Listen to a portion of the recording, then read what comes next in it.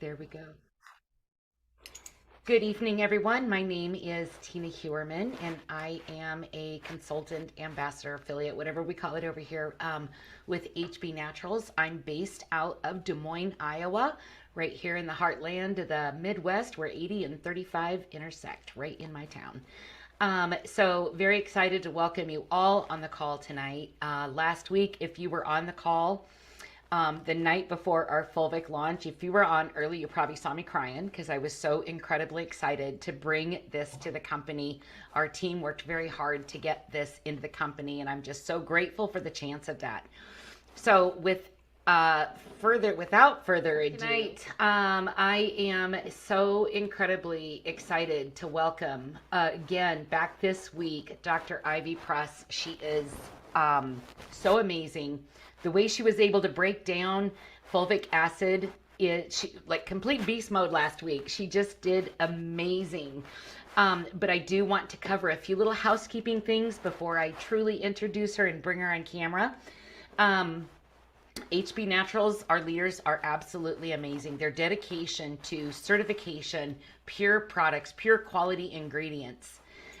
Those begin with pure raw ingredients. Heart Body Naturals research and development team sources the most potent ingredients from all corners of the globe for all potential health benefits. But we do have to say that the statements made in this meeting are not approved by the FDA, nor are they intended to diagnose, prevent, treat, cure any disease. This is truly for information purposes only. You do need to talk with your healthcare physician before incorporating any added health items into your regimen. And this does not place what goes on with you, the conversations you and your physician have. So I'm going to come back here and I'm going to pin Miss Ivy. Thank you so much. I know that the questions were overwhelming this past week because I was flooded with them. Our team was flooded with them. Our leaders were flooded with them. And we just send them to you and say, hey, answer these. So do you want to give us just a quick little background on you and then we can get into some of those questions? Absolutely. So thank you so much for having me on with you guys again. It was such an amazing undertaking to be with you last week and then to have the availability to be with you again this evening. A few personal housekeeping rules. I am a board certified naturopathic doctor, but I am not your particular holistic practitioner. So nothing I say here is meant to construed in any way, shape, or form that I am curing, treating, or diagnosing any diseases whatsoever. So just please keep that in mind. And I have been in the holistic space for 18 years now. It is just quite an amazing way to live your life. It is not anything that I would change for anything. Once you start living this way, you won't turn back because it's not worth it. Just like everybody, I'd like to encourage everyone that changes don't happen overnight. It's these little baby steps that accumulate day after day after day that then become your habitual habits. That is what makes a humongous difference for you. So this evening, we are going to go and get into kind of like a part 2 on how amazing Fulvic is, kind of digging deeper a little bit into some diseases, going into gut function and immune function and things of that nature. And then along with that, answering quite a few of the questions that we had gotten throughout the week. So I hope to drive it home for you yet again. I'm looking forward to a second home run. So here we go into part 2 of how amazing Fulvic is in general, but a little bit deeper into understanding why it has the benefits that it does. Here's a quick little recap for those of my buddies who didn't get to make it last time and our new friends who made it this time. We're going to do just a quick little recap here. We went into Britannica last week and we looked at what their definition was for disease. Okay, and so they define disease as any harmful deviation from the normal structural or functional state of an organism. Generally, this is associated with certain signs and symptoms different from physical injury. And it's important that we have that definition because we need to understand soldier surgery is not a disease. A broken rib is not a disease, okay? Disease has very, very different behavior from just something in your body that is just not working correctly. Now, basically, it's the inability to maintain systemic biochemical homeostasis. We are such an intricate organism as a human being. There's so much to us. We are so multifaceted that without biochemical homeostasis, we really do get into a lot of trouble. So we covered what fulvic is and where you can find it. You can find fulvic and humic acid in healthy soil, in clay, in mountain rock, mud, bodies of water, and so on. Now, it contains more than 70 minerals, along with trace minerals, electrolytes, amino acids, peptides, nucleic acids, phytochemical compounds, vitamins, prebiotics, and probiotics. So there were actually a few questions here very quickly before I move on.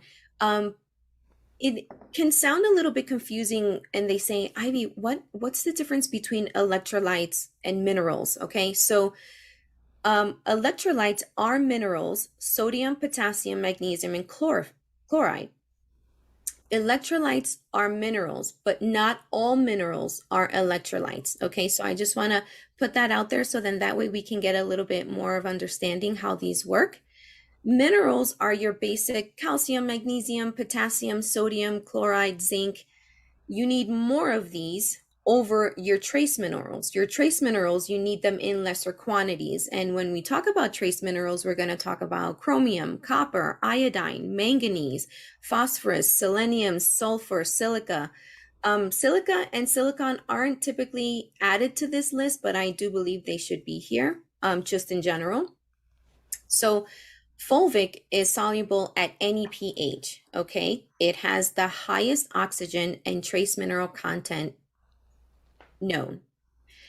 Now, carrying an electric charge, we're going back to electrolytes and minerals. Electrolytes and minerals, these are the guys that carry electrical charges in your body, okay? They move electrical impulses from cell to cell to stimulate muscle contractions and nerves. They balance the fluid around your cells. They're going to support hydration, blood pH levels. Too many minerals or electrolytes or not enough can be absolutely fatal, okay? Electrolyte mineral metabolism disorders and symptoms are going to vary widely. Number one, depending on the person.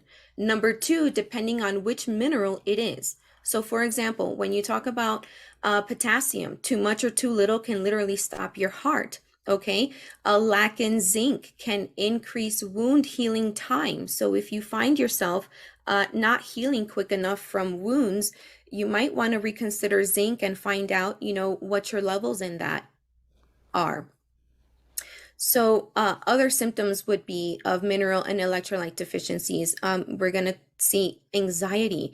We're going to see blood pressure changes, poor wound healing, like I just mentioned prior with zinc, chronic fatigue, dizziness, changes in appetite or weight, confusion, difficulty concentrating, the whole fogginess in your mind, okay, headaches and things of that nature.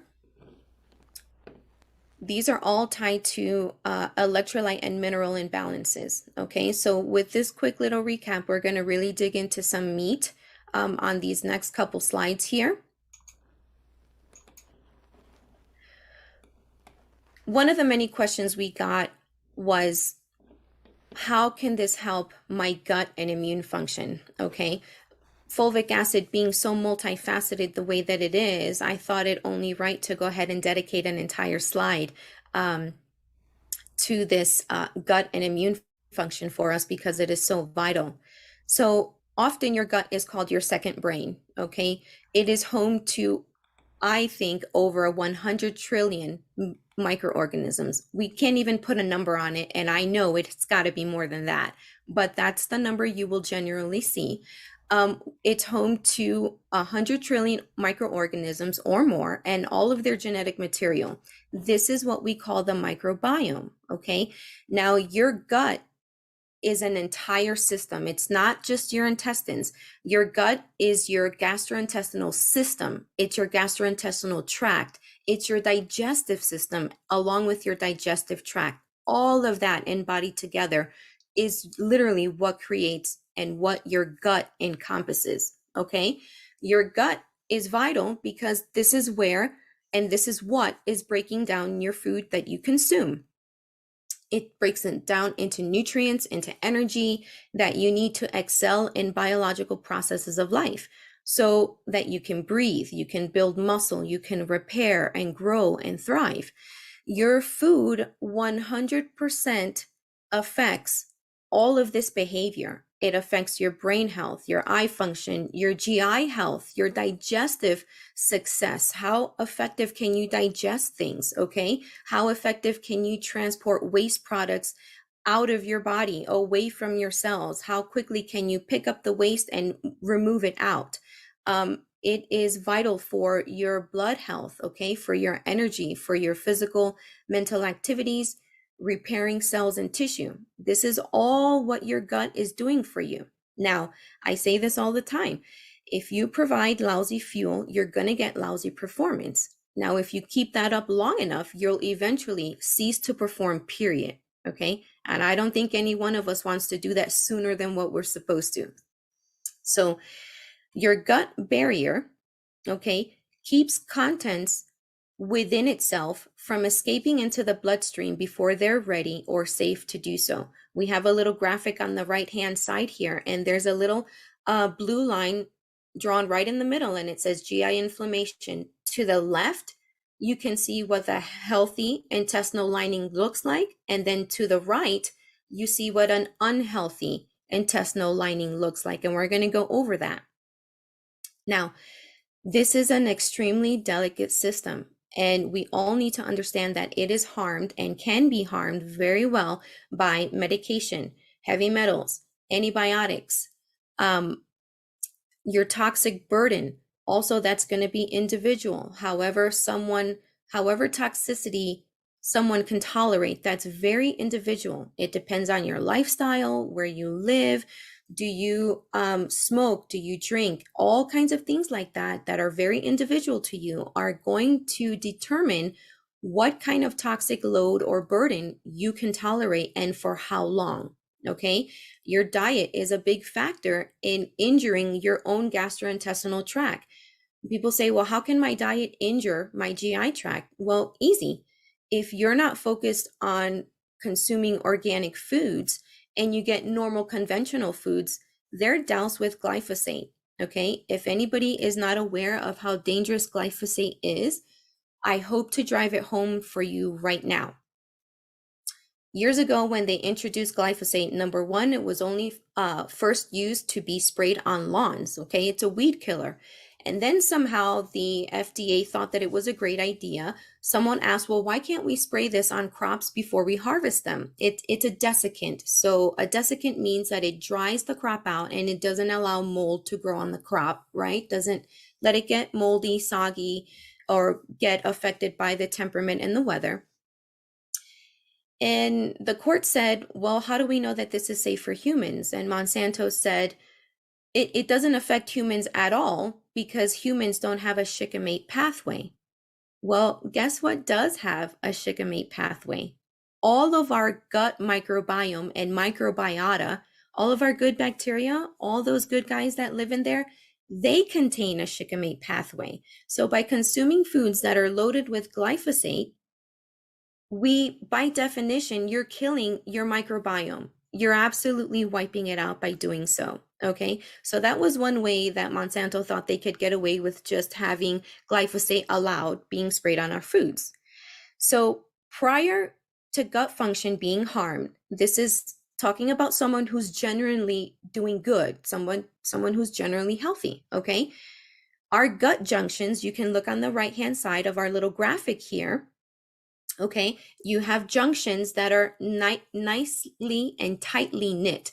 We have little red picket fences there between each junction, and they're like little woven fences. Okay, now through a woven fence, nutrient particles can get through where they belong. They get through your gut junction into your bloodstream. Remember that our gut barrier keeps things maintained inside the gut so that things that don't belong in the blood don't go there.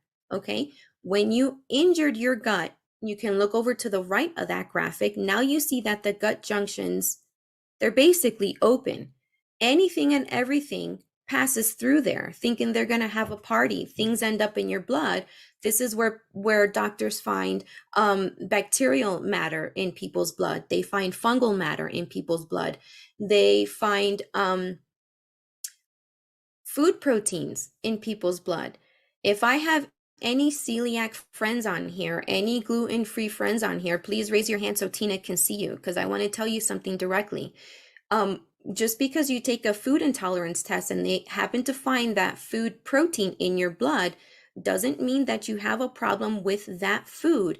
It means that you have leaky gut junctions that are letting things through that don't belong there. Okay. A lot of times of what I see with celiac people, even clients that come to me that I work with that issue, I see this in celiac communities. I see some raised hands here. I see some celiac communities where people will join them and they will just mentally be okay that this is just going to be how they're going to be for their entire life. There's kind of like a mental giving up where they're not focused on finding someone that's equipped to help them. They're just okay with not being okay. And I think that's the biggest detriment to that I see in that whole kind of community there. All you have to do is work on getting your gut the way that it should be. There are people that were celiac or non-celiac or gluten-free that they can have sprouted grains with no problem. They can have fermented foods with no problem after healing the gut, of course, in a particular way. So like I said, prior to your gut being harmed, your junctions are tight. Your cells communicate with each other. Your cells communicate with a higher accuracy rate. That means what one says, the other one actually understands. They talk to each other and they say, you know what? We only need this much of zinc. We only need this much of copper. Whatever's excess, we're going to get rid of it. Okay. This is how effective your communication is within your gut. They're literally communicating with each other and deciding what is absorbed and what is passed through. Now, when we have gut permeability, that's the opposite of proper gut function. So gut permeability is how easily nutrients move into your bloodstream from your digestive system. Well, leaky gut allows poorly digested fragments and bacteria and other material into your blood where it doesn't belong. Okay, so I just want you to take home that there is hope for you, and you don't have to think that you're going to be like this for the rest of your life, because that's not what ends up happening. Okay, so I thought it fit well here to throw in autoimmune, okay, because it's in this slide in particular. Now, autoimmune is basically just a catch-all phrase that the medical community has, okay? It's a catch-all phrase, it's an umbrella phrase, and really basically when they don't know what to do, they just dump things under this umbrella phase, okay? Well, what are some official things that we have under this little catch-all phrase here? We have MS, we have Graves, we have lupus, celiacs, non-celiacs, you got fibromyalgia, rheumatoid arthritis. Autoimmune disease is your own body's immune system attacking your tissues and organs, okay? Here's me helping you, trying to understand why that happens. Chronic acidity and inflammation causes cellular injury. Why is that? Because chronic acidity results in the blood diverting harmful acids it can't neutralize at the time. It dumps them over to what it considers to be less vital tissue to protect your vital organs. This is a protective mechanism. Your body is not against you. It's not failing you, but understand what it's trying to do for you. So this makes your organs temporarily safe, but diversion causes joint and skeletal problems as well. So acid damages cells, immune system attacks them, and they become damaged because it recognizes them as unhealthy. So if you have autoimmunity, I want to tell you, I see this all the time. Probiotics are never your first step. Why? Look at the graphic over to the right. When you have leaky gut, things that pass through that don't belong into your blood, probiotics are one of them. Good probiotics, anything like that has no business being in your bloodstream. It can cause a person to go mad. This is why kids with autism or ADHD or ADD, you give them a probiotic most times and they absolutely act crazy. It's not because the person or the child is bad or acting out. It's because those probiotics don't belong in the bloodstream. Okay. If I'm driving this home and if I'm helping you connect the dots, please raise your hand so Tina can see you. So that absolutely, absolutely. Thank you. Okay. This is why probiotics are never step one, guys. And I'm going to give you a little clue. Okay. You get your minerals in balance first. You work on your minerals, getting them in balance first. Remember what I said the last time. Minerals are the mortar that hold your vitamin bricks together. If you picture your vitamins as your bricks, your minerals are your mortar. You have no mortar, those bricks have nowhere to go. They're gonna do nothing. You can't organize a firm wall, you can't build anything, you can't build structures, you can't do anything if you don't have minerals in place. So whenever I'm working with someone, their protocol never includes probiotics. Never includes probiotics until we're 90 days in, 5 months in, or even 6 months in. Okay. So I just want to let you guys in on that little tidbit there, because I see people tons of times trying to say, I've got to heal my gut, so I'm going to go get this probiotic. And I cringe inside, and sometimes, listen, you come across people, they don't want to hear it. But then you come across those that are like, please, what are the right steps to do this? So I'm here trying to tell you what are the right steps to do. Now back to my bullets here. Okay, so if you have autoimmunity, probiotics are never the first step. Okay, you must get your minerals in place, and then other things come into play as well. So really, probiotics come out to be pretty much last on the list. Now, acidity affects the body's immune system. Okay, your immune cells don't identify and attack healthy cells or healthy tissues. Okay, your immune system is going to go to where this acid damaged tissues are, or these acid damaged cells are. Can you guess what is the root cause of acidity? It is a mineral imbalance. Okay, remember that. Remember these little key points, because in the previous slide, I just told you everything that fulvic acid has. It's the number one most oxygenated item, and it's the highest in not only electrolytes, but minerals. And we already talked, electrolytes and minerals can kind of be used, one or the other. Not all minerals are electrolytes, but in general, electrolytes are minerals, okay?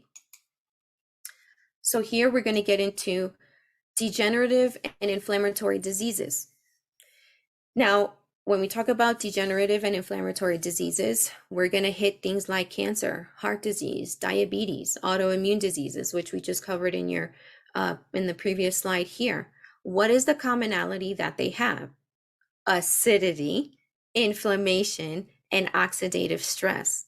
Okay, now if we tackle cancer right now really quickly, cellular fluid of cancer cells is extremely acidic. They metabolize glucose without oxygen. Number one, they prefer it, and number two, that's just how they work. They process glucose by fermenting it. That means it is processed, its metabolic behavior does not include oxygen. So the cost of doing business for a cancer cell results in lactic acid. This is what they excrete. This is their cost of doing business, of growing, of progressing and advancing into different stages. The result of their business is lactic acid. Okay, it's an extremely strong acid. So because it thrives in acidic conditions, cancer is going to make sure that it creates more acid. It's not going to let its environment drop its acidity. It's going to continue to make more acidity. This causes overproduction of free radicals. Now, here is how intelligent cancer can be. Free radicals act as messengers, sending signals through protein pathways, and they bombard your surrounding cells uncontrollably with damaging free radicals. So this is just a side note for you. When our body functions correctly, we actually have white blood cells on a regular basis patrolling our blood looking for cancer cells.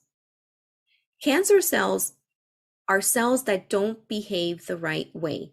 Cancer cells, remember in the first time, in our first class, cancer cells are cells that don't have their kill switch flipped on.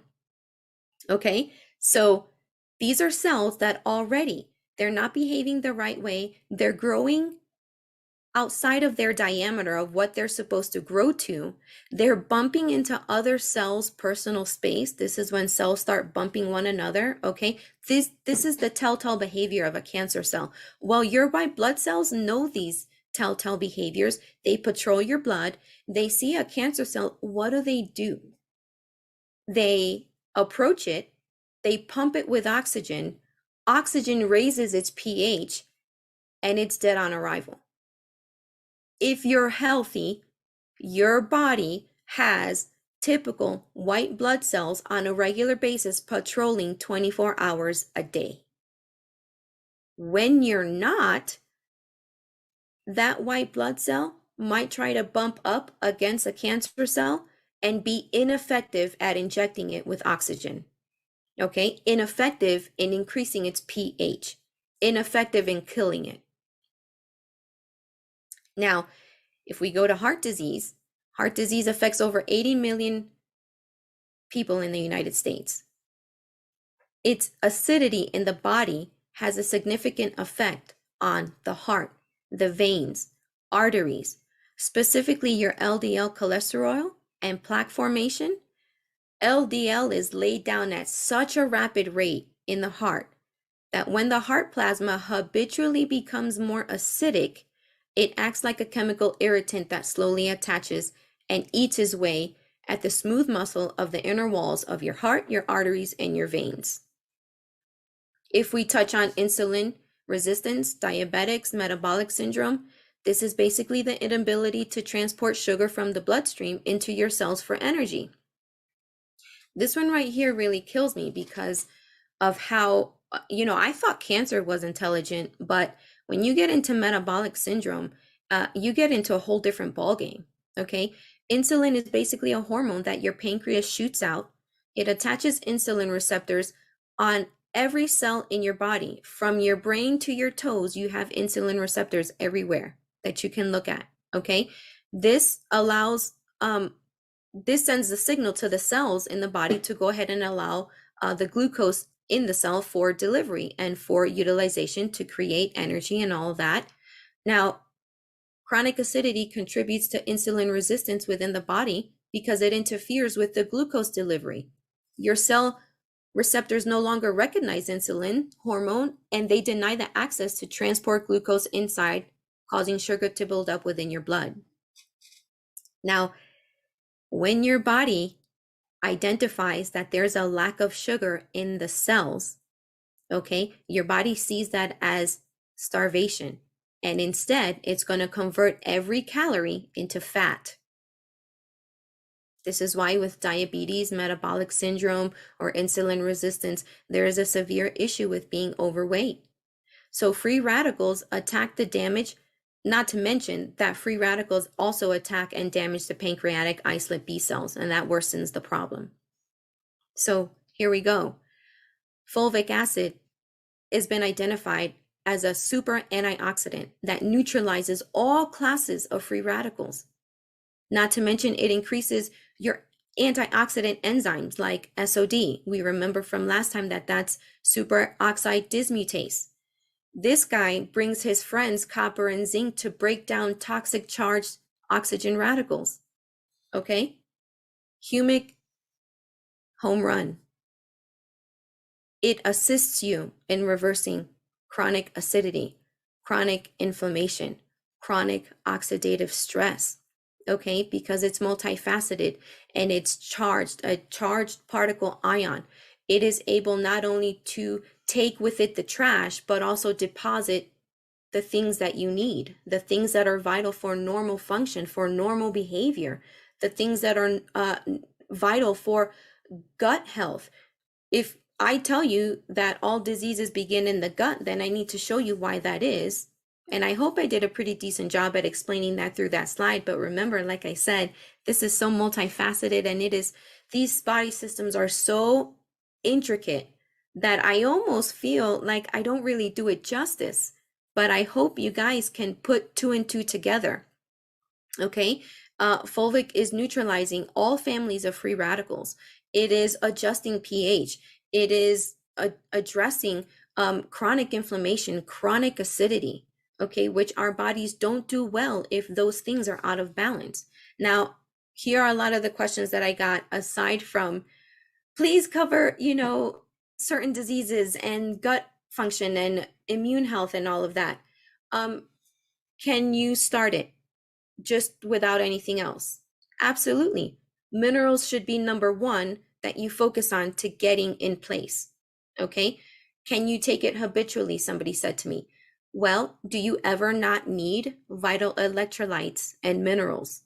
Because you don't manufacture all of those. So you will need it on a regular basis to have a healthy functioning microbiome. Okay. What's another one? Oh, somebody said to me, somebody said, I have my little old school notepad right there on my wall. Somebody said, Ivy, I heard you say on the first Zoom that you would do this, in between each baby. Well, how come, you didn't, how come you waited until in between each baby? I waited in between each baby because remember, a couple of reasons. Number one, I didn't know what I knew now 15 years ago. So 15 years ago, my mentality was, when I'm done doing this huge task of growing this baby, of nursing this baby, and all of that, I want to take some time for myself. I want to implement intermittent fasting. I want to do all the things that you couldn't really do during nursing or during pregnancy. Nobody's intermittent fasting during those times. Nobody, is doing heavy metal detoxes at those times. When you're nursing is a channel for elimination. I didn't want my baby to risk having anything that I was trying to cleanse out of my own body. But 15 years ago, I knew the basics that eating clean keeps you very clean. When you eat clean, you're able to be very, very healthy and detoxified in a manner because you're providing all the nutrients your body needs.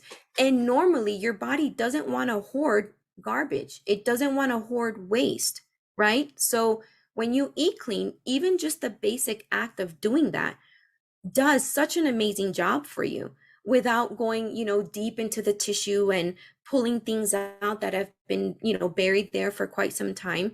Remember, I have a lot to deal with. I had a very toxic childhood. So my goal wasn't always to just go deep down, for my first few months. You start lightly, then you get deeper and deeper as you go. As you get more seasoned also, you learn how to handle detoxification and any issues that may come with it. So as you get more experience, you get better at what you're doing. And this is my last slide. So Tina, if there are any more questions.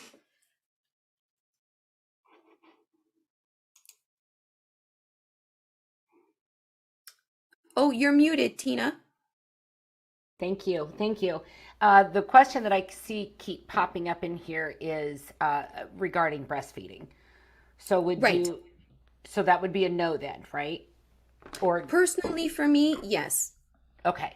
Personally for me, because I know that fulvic acid is going to grab onto my heavy metals, and whatever stage you are in your life, whatever detox pathways you have open are going to be utilized at that time.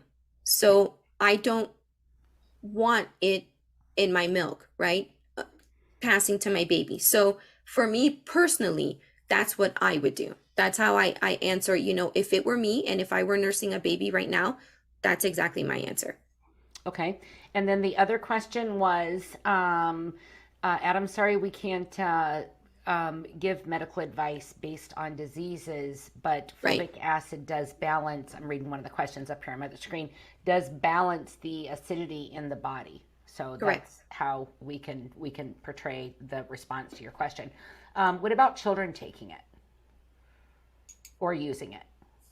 Well, I'm a mom of five, and so my older kids I have no problem working with them. Now, we have to understand that children, unless you're raising them in a very unhealthy way, children are like brand new out of the box, okay? There isn't anything that would warrant something like this for them. If you just want them to have the electrolytes and the minerals, there are other ways you could provide that in your diet without having it to be fulvic acid, especially if they're really, really little, because there's going to be nothing for that to work on and to pull. So when I just evaluate things for my kids, I just think kind of in that format.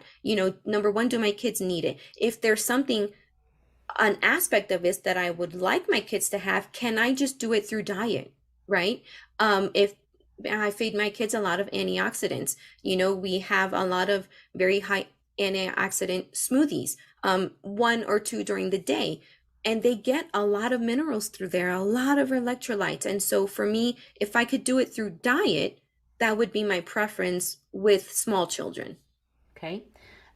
What about there's some contradictory information, and if you can't answer this, that's okay, in regards to fulvic and autoimmune diseases? Okay. When we talk about contraindications, Tina, that is very individual. Okay. It's not the same for everybody. There's a group I'm with a Lyme community, right? And some of those people, some of the Limeys, they can't have a normal life unless they're on uh some kind of like elderberry, right? But other Limeys can't handle it. So autoimmunity is not a one size fits all. You can Right. have 10 people in the room with the same autoimmune condition and they're all going to express it differently. So it's not the same. It's very individual. So the contraindications for that, it won't even perform that way across the board with everybody that has that one autoimmune condition, right? Right. And then somebody said teens. Yes, that's teens are older and probably exposed to more chemicals. Alicia, we can't do medical advice. That would be something you would need to research on your own.